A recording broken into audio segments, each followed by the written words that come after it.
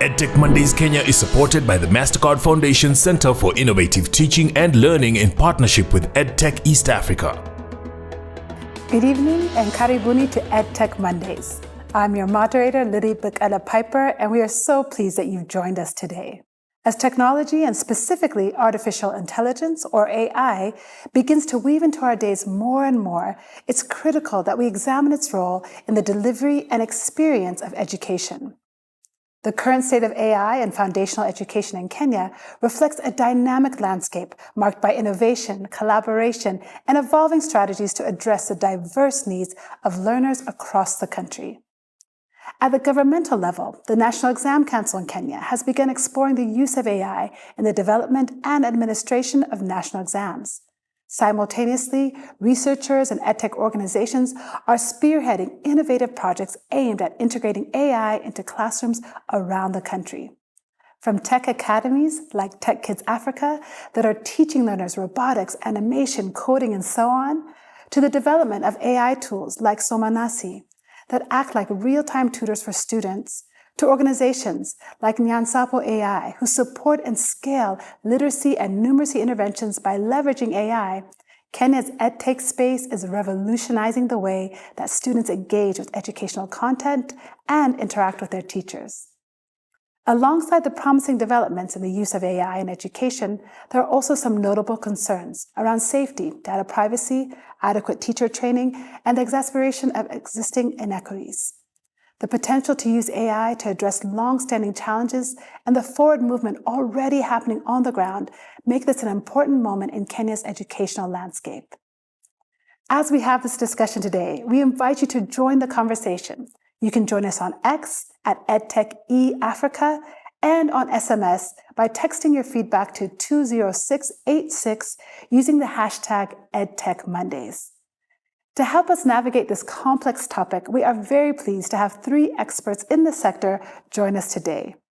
First, we'll hear from Michael Murungi, the Government Affairs and Public Policy Lead for Eastern Africa at Google, who will define AI for us and give us a sense of the current context on the ground here in Kenya of the use of AI in education. Let's start with some context framing questions. The big question, of course, is what is AI? Give us a working definition. Artificial intelligence is a new technology that mimics human processes of intelligence and problem solving to manage and perform complex tasks and to learn at the same time. So from your point of view, what are some of the opportunities that we have with the adaptation of AI in education, and particularly the AI for teaching and learning? I think the biggest opportunity in education in particular is the ability to personalize learning. The ability for the teacher to be able to curate the learning experience for the child based on the child's needs and to be able to actually predict down the line what this child might need in terms of support and to tailor education and interventions that are relevant to that child. Flip side of that coin might be for some educators, practitioners, parents, is that there's still some risks around AI that people who are connected to education are rightfully concerned about. Right. So could you tell us, are there some policies in place that ensure that young people are going to be safe when they're using these really exciting new tools? We have an office established called the Office of the Data Protection Controller that has been issuing guidelines on, beyond the law, the various sectors and the various areas of practice, whether it is in schools or hospitals. How do you make sure that the privacy of patients and children is protected? So we have that. That's the baseline. What can I do at home to make sure that that safety is there for my kids as they start to engage with AI more and more? In terms of tools, I'll just give one from Google that we find very useful as parents. It's called Family Link. So Family Link is a technology that we've developed at Google for families. What it does is that it pairs the parents, and this is mostly for parents who give devices to children, whether it's a laptop or a mobile phone. It pairs the parent's device with the child's device. And from the parent's device, you're actually able to know what the location of your child is based on the device that they're having. And then you're able to set routines for bedtime, for play, meaning that you can determine at what times the child's device will be active. Definitely this needs an internet connection for both devices. And then to be able to set the kind of content the child would access. Thank you, Michael. It really helps us to understand the realities here in Kenya. In addition, we are very pleased to have two studio guests with us today who are practitioners in the use of AI in education. Mumbe and Akwabi, we are so pleased to have you here to help us make sense of all the possibilities that AI presents to our learners and our teachers. Before we hear from Mumbe and Akwabi, let's hear from some learners and some teachers that we talked to just last week about how they are experiencing AI in their classrooms. Technology, not just AI or machine learning, finds its place in the teaching, learning, and assessment in my classroom, whether I'm teaching mathematics, computer science, or even science. And so my pedagogical approach of STEAM education includes getting students to think about challenges that they know of the world, like the experience in the real world, and then bringing the content that I'm teaching them in context so they can actually develop solutions for such challenges. I could think of a couple of ways to use artificial intelligence in a fun way to sort of help out with my education. I mean, for example, there are games, right? If you can incorporate AI learning in education in terms of like incorporate games that, something that all of us children currently that is so much into our system and into so much of our generation is gaming. And if there was a way we could incorporate gaming in sort of AI learning, that would be super. I feel like with the rise of stuff with like ChatGPT, instead of people maybe using it in terms of just helping them with work, they use it to complete their whole entire work, which does not help them with maybe like learning how to write their own essays or assignments or doing the time to actually research the topic they're learning about. If I had a magic computer, what I would want to learn first is AI and robotics, because robotics is much fun other than the subjects, the subjects that we know like maths, English, Swahili and such. AI and robotics is fun, like brainstorming using ChatGPT, not just being in class. Sometimes you might not even know the answer, but when you use your phone, it will be much fun. At the center of any technology in education is the biggest risk, and that is safeguarding. Safeguarding whether it is on privacy or even exposure and also data collection. And AI platforms need to be, looked into deeply so that they do not, expose our learners and our young people in the world where, misuse of information and data. To all the viewers and especially the children who are going to be watching this, there's nothing that can limit your potential. If you see an opportunity, grab it. Mumbe and Akwabi, we're so pleased to have you here. Please introduce yourself to our audience and tell us a bit about what your organizations do. My name is Mumbe, CEO and co-founder at Nyansapo AI. At Nyansapo AI, we provide AI-powered tools and resources to teach to the foundational literacy and numeracy competencies and needs of children. At the moment, we are working with partners such as USAID and YALI to support 5,000 children in Mount Elgon to be in school and to do basic math and basic English. My name is Akwabi Paul. I'm a founder and head of partnership and business development at Tech Kids Africa. And actually, Tech Kids Africa is a technology academy for children, teenagers, and youths, whereby we customize content on robotics, coding, AI, machine learning, online safety, and cybersecurity. So I'd love to hear from both of you to just think, and if you could give us examples, how are AI technologies being used to improve education currently in Kenya? Maybe Mumbe, you could speak to, for our teachers, how is AI improving their delivery of education? I need to start by stating that AI is a tool but not exactly a replacement to the amazing work which teachers do. And specifically with the realm which we do around foundational literacy and numeracy, is that we already know that the children are going to school, but they're not able to read a simple story or do basic math. So in that kind of context, what exactly can a teacher do? So there have been a lot of efforts from organizations such as us to support this delivery of foundational literacy and numeracy within the classroom. One key example will be using AI in assessments. In many cases, you find like a teacher in public primary schools in Kenya has probably 50 children in the classroom, and the teacher needs to know if a specific child can be able to read a story and understand the questions they ask. So having AI-powered assessments can enable the teacher to have enough data points to be able to inform targeted lesson delivery, not only for the groups within the classroom, but also individual learning needs of children or within the grades. Akwabi, how about for our students? How is AI being used to improve their experience of education? I think there is something which has not been quantified mostly when we talk about school dropout. And this excitement that AI is bringing in classroom. Right now we have school dropouts out here who are not having jobs simply because they didn't find classroom very exciting then when they were growing up. And these are doctors, lawyers that could have been, but they are not now. But AI is coming now to reduce that particular gap. And when now we are taking AI to classrooms, it will be more exciting. It is already exciting even right now to learners. You get that it even improves their critical thinking. Learners are able right now to design even the future they want, the world they want.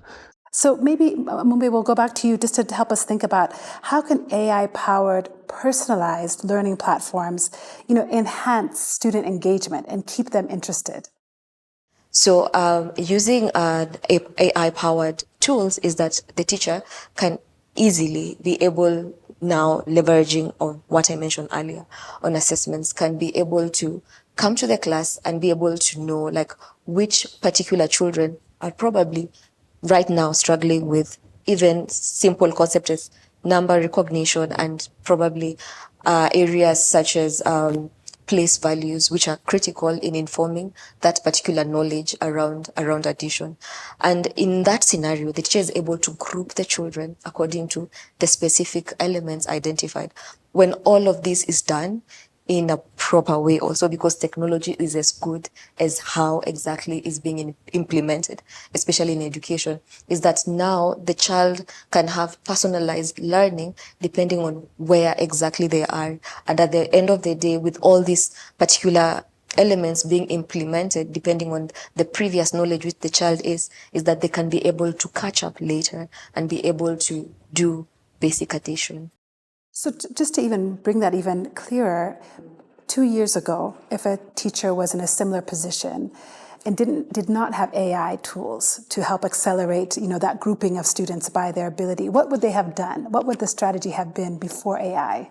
So I will go for saying that the process will have been super tedious, because as a teacher, a child is writing on their exercise book. So you have to go through the class trying to identify like what exactly is the problem.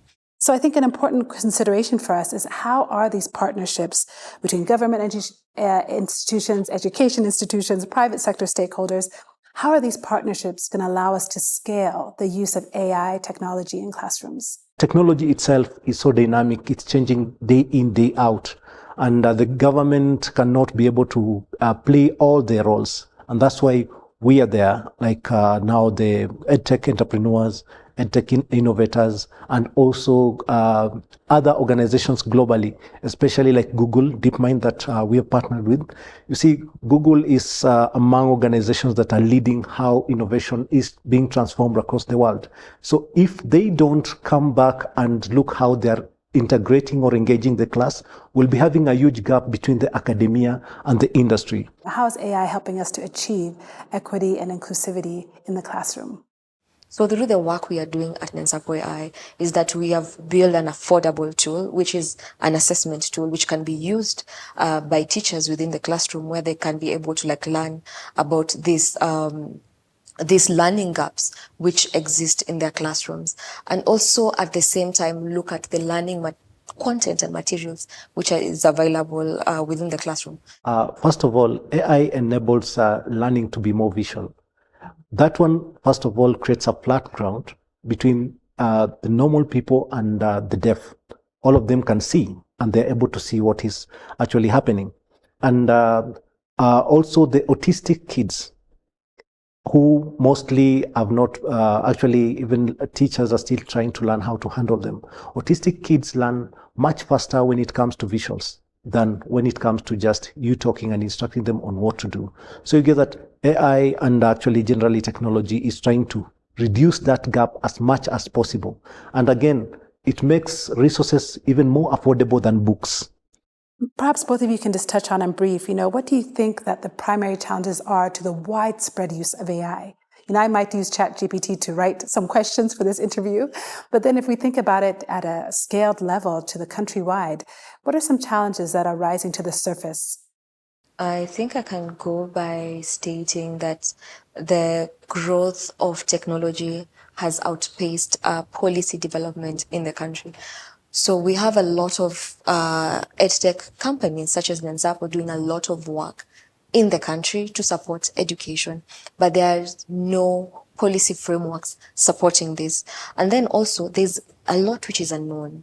Like to what extent are we able to say, let's say, large language models are working in the continent and also for us as Kenyans? And the other thing I would want to point out, what I said earlier, is that AI is a tool. So we need to have concrete data, like for what tech kids are doing in the country, to ensure that the teachers are retooled on how best to use AI. Very important points that you've raised. Akwabi, would you agree? What would you add to that? Actually, I do agree with her a lot. And first of all, what we need to understand is AI is data-driven. Even for it to be useful to us, it needs to learn what we want it to do to us. So first of all, on the challenges, I'll start by saying the challenges that are there even for AI to be able to serve us right, the African market, the Kenyan market right, for it to be able to answer you in Kikuyu, Kikamba, or other languages. The limit is us. It needs to learn because it's data-driven if we're able to feed it. That is on the other side of AI as a challenge. The challenge now on this, the side of now consumers now, as the users, is we still have a lot of misconception of what AI is, how it's going, the changes it's going to bring, and you get that the message actually out here is supposed to reach as many people as possible. Apparently, from the towns, main towns like Mombasa, Nairobi, Kisumu, mostly you get that we are having exposed teachers, learners, and it's a bit better, but it's a very small fraction to be able to drive also this particular agenda. They need to know and understand that technology is not going to replace them. Technology, actually, the people who know how to use technology, how to integrate AI in their work, are going to replace or take advantage of the people who are ignorant about technology and AI. Yeah. So perhaps you can continue, Akwabi, and just respond to this idea of how do we ensure that teachers and educators really are fully prepared for this integration of AI into their classrooms? Like, for example, the experience AI content that is there, this is free. We're having a total of around 300,000 teachers across the country. Wow, already Yes. using it. Fantastic. Not using it. Actually, right now we are reaching out to around 500 as a pilot, 500 teachers. But this is a free content.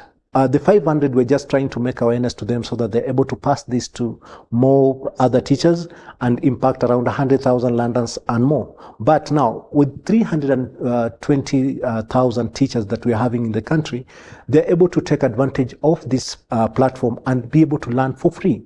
But now, we need to have as many also stakeholders as possible, apart from just the government, to be able to enable these teachers to access such content through either the accessibility to the internet and also others. We just learned that still we're having a huge population still using the feature phones that are not able to access the internet. And I think we can never be ready when it comes to technology. Let's always just agree that, and let's always play the catch-up game. At some point, we'll always realize the changes and the impact that actually we are making. Well, I love what you said, because it also makes me think that students are also our teachers, and we have a duty also to them, to listen to them, to follow their lead as their own curiosity is inspiring new opportunities, which is really exciting. You wanted to jump in as well? Yes, I wanted to jump in and also say that, yes, we are making progress, but I believe a lot needs to be done. Let's not forget that we live in a country whereby some schools do not have electricity. Maybe they were given the tablets, but teachers are wary about using the tablets. So there's that initial investment was good from the government to ensure at least we have access to those kind of resources. But if we don't have complementary resources such as access to internet, access to electricity in most parts of the country, because when you look at the Kenyan data, probably around 70% of the population lives in rural areas who do not have access to all of this. So there's much which is needed to ensure that, especially in rural areas where Nyansapo has a big footprint in, to ensure that also teachers in those particular areas are also able to have access to these particular resources which are available. What would you see as a helpful tool to allow more transparency and accountability around the use of AI tools? There's great need for online safety and cybersecurity, just digital safeguarding. And this again goes back to educators. Once educators and caregivers are able to be empowered, then the learner is more safer. Or else the curiosity that these learners have is high, very high. And averagely, there's a research that says a 15-year-old kid is more informed on the digital space content than a 30-year-old and a 40-year-old, simply because they have more time to this content and curiosity. But you at your 30s, 40s, you only join the internet or use technology at limited times after work, and you have totally a different focus and goal. So these are the people we are supposed to teach, but again, they're ahead of us when it comes to content. So we need to know that, and by knowing that, we just need to know how are we able to protect them and guide them towards the rightful content as they continue actually learning more content and progress. What would you say, particularly in the experience of Nyansapo AI? I'd be curious to hear how you're balancing those ethical questions. Something I was thinking around ethics will be in terms of gender. In many cases, when we talk about robotics, we are more inclined to say, to have photos of boys playing around with robotics, and you find like girls are not involved. Or else when you want to talk about care-giving roles, such as a cleaner, you might find that you are using a lady's name, why not a man's name, and all of that. So right now we are trying to work with educators to ensure that these particular biases are taken into consideration of, and in many systems we are building, especially in having a RAG system, which can ensure that the teachers are able to get like data from a particular source, not like the entire ChatGPT, but also only on the content we have uploaded, to ensure that we are not like perpetuating these biases, which have very adverse effect on how young children and also adults are able to like approach these particular careers and also approach the amazing work you're doing in innovation. Just something, just a little bit. We'll start to wrap up. It's so much to talk about. Yeah, sure. Actually, I'm looking into, you see, even how we're being brought up. As a lady, they'll bring you a doll and kitchen things to play with. As a boy, they'll bring to me the cars and all that. So the same way in tech. Now, what happens is, even in our training, we tend to make ladies innovate within the areas that they relate with. So I think if we try to integrate that with just the cultural background of how we are being brought up, then we're going to create a very powerful way of closing the gap, the gender gap actually in between. But I'm in support of closing the gender gap using technology, but still retaining, of course, the cultures, because it's a bit easy for the girls to be able also to relate.